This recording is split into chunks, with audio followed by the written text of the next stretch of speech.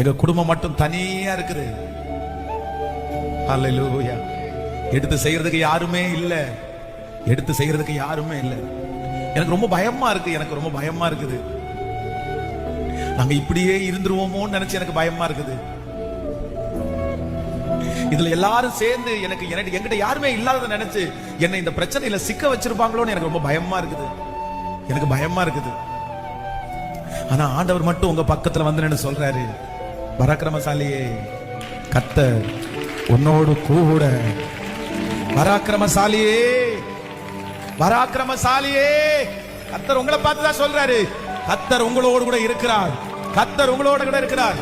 அப்பாவை விட பெரியவர் உங்களோட இருக்கிறார். கணவனாரை விட பெரியவர் உங்களோட இருக்கிறார். மனைவியை விட பெரியவர் உங்களோட இருக்கிறார். சொந்தக்காரங்களை விட பெரியவர் உங்களோட இருக்கிறார். நம்புறவங்க கைகளை தட்டி ஆமோதிச்சு, கூட பிறந்த யாருமே அங்கூட இல்ல.